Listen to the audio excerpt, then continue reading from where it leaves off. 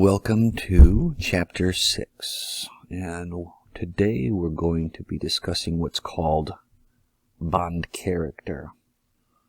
A bond occurs when two mutually exclusive atoms share electrons, and you might be asking yourselves, why do atoms form bonds in the first place? It has to do with stability and the lowering of potential energy. And atoms do that by forming bonds, by sharing or by stealing electrons. And they're doing it to fulfill a very simple rule. They're trying to fill up the outermost energy level. We learned about all this back in Chapter 4, inner shell electrons, outer shell electrons. We're going to find out that the magic number is 8 electrons. And we explored some of the 3 types of bonds, and today we're going to focus on the difference between 2 of them. We'll be looking at covalent bonding, and since we're dealing with valence electrons, you might see that in this word covalent, meaning 2 independent valence energy levels. And so in covalent bonding, electrons are shared.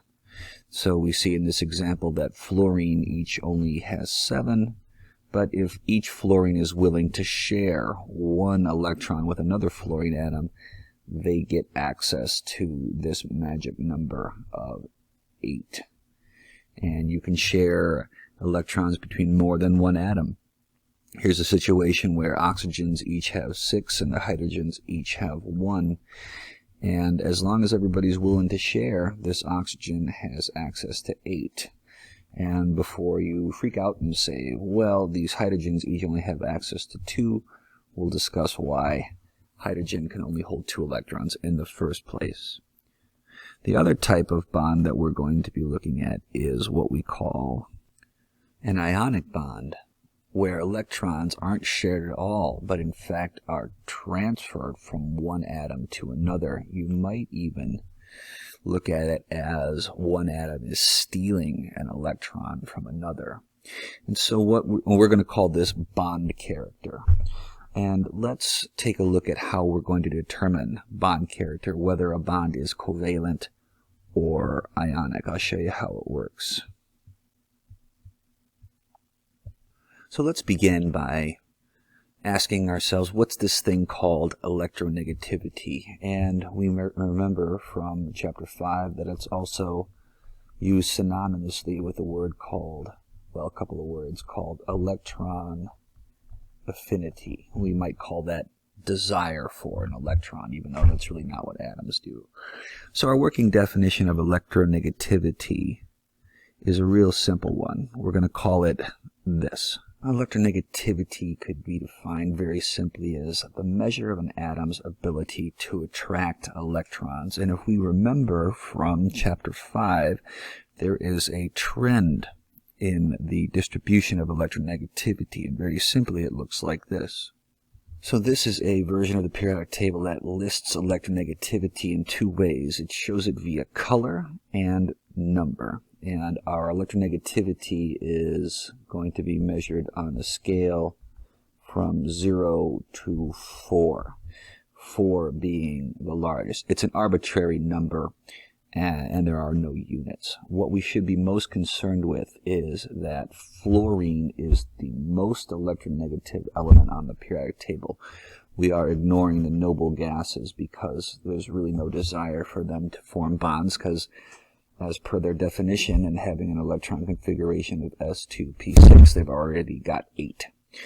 So fluorine is the most electronegative, and of course francium is the least electronegative, and that's why these 2 elements are the most reactive, because francium is desperately trying to get rid of an electron, and fluorine is desperately trying to add one. And so each of these elements has an electronegativity value on a scale from 0 to 4. So how are we going to use this? So it is the difference in electronegativity between 2 atoms that determines their bond character, whether the type of transfer between electrons is complete, what we call an ionic bond, where electrons are transferred but not shared between two atoms? Or is the bond going to be what we call a covalent bond, meaning that the electron exists in the valence of two or more different electrons, and in this case we'll say that the electrons are shared. So how is this going to work?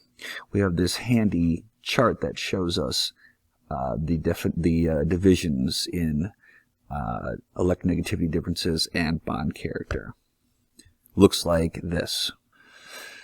If we measure the electronegativity of two atoms and we find that the difference is within this parameter of 1.7 to 4.0, we're going to call that an ionic bond. And in such a case, electrons are not shared, but one is transferred from one atom to another. If we have a situation where the difference between electronegativities is from 0 to 0.3, we're going to call that a covalent bond, and it's going to be shared completely equally so that the molecule can be considered something called a nonpolar. We'll explain what that means in a little bit.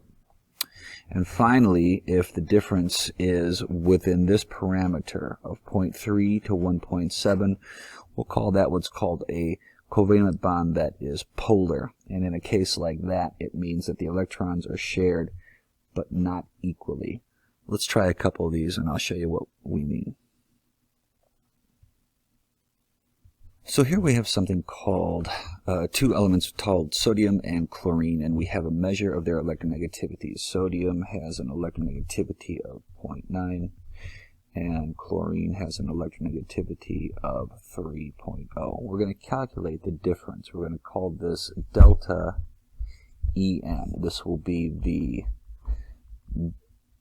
difference in electronegativities, and it's just an absolute value. So we're going to say 3.0 minus 0.9, and of course our difference is 2.1. Well, where does that put us?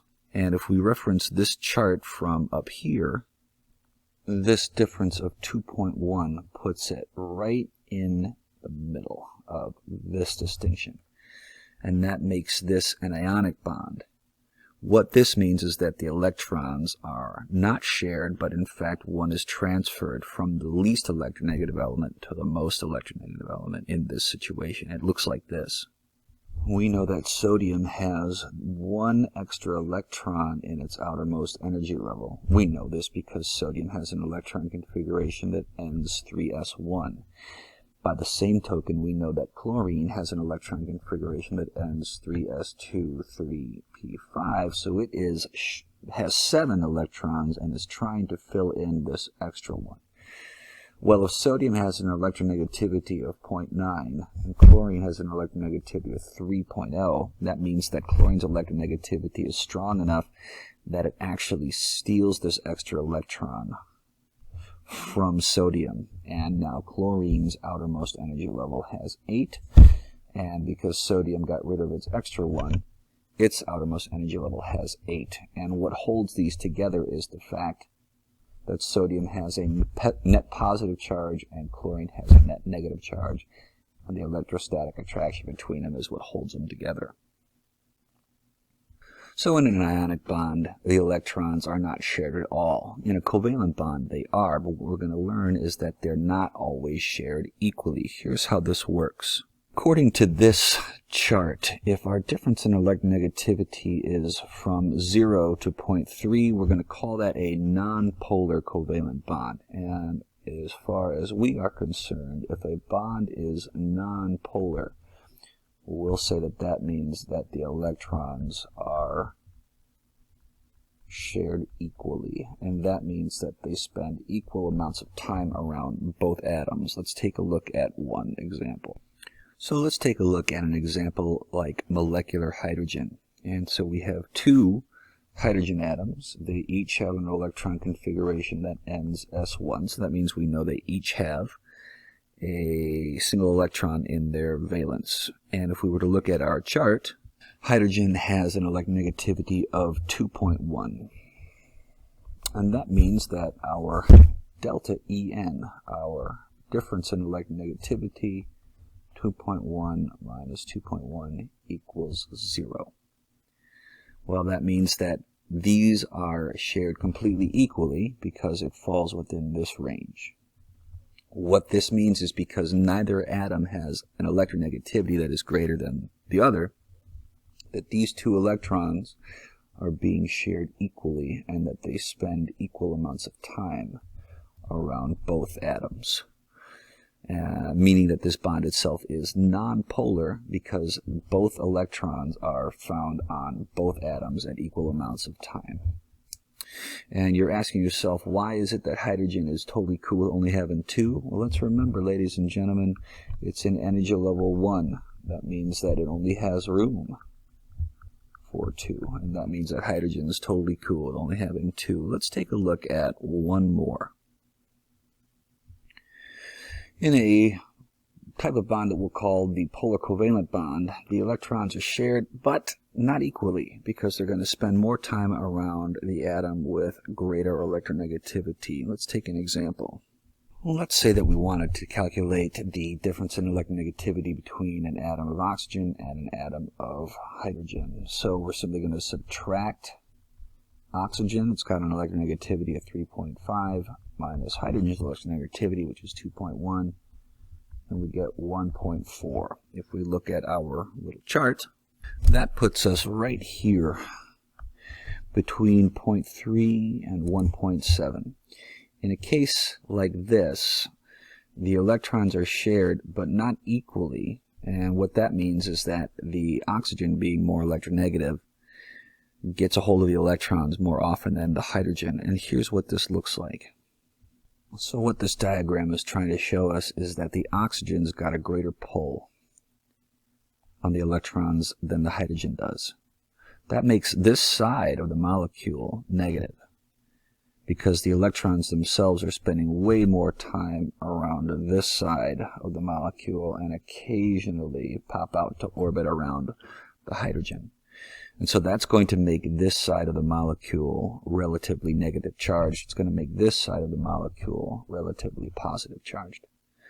So our distribution of charge is unequal. And this is going to have bigger meaning as we go through the chapter. Let's just keep in mind that sometimes electrons are shared, but not equally.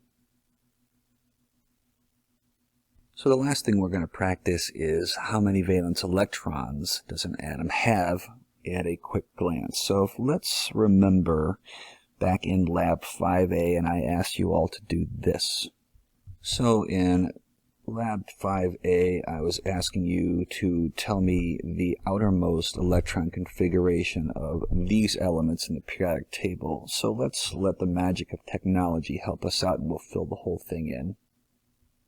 And because these numbers now tell us how many valence electrons each atom has, we are going to use a different numbering system on the periodic table.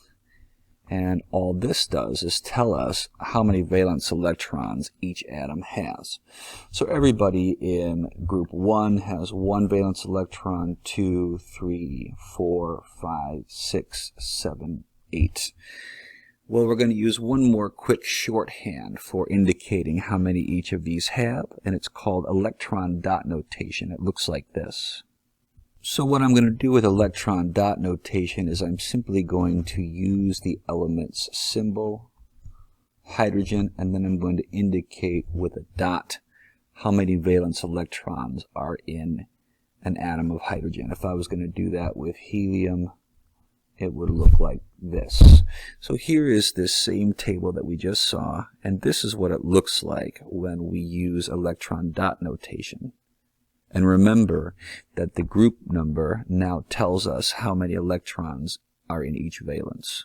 So instead of using a number to indicate the valence electrons, we'll just show them in dots. And it doesn't matter where I put them. For example, if I was looking at this atom of chlorine. It doesn't matter where I put this single one. It could easily be you can put these dots anywhere you want. They don't have to be on one side or another, just as long as they are representing the true number of electrons. And last thing is that don't panic. We know that helium has only 2 electrons in the outermost, but let's also remember that it's in energy level 1. That's all it's got room for. Okay, take it for a spin.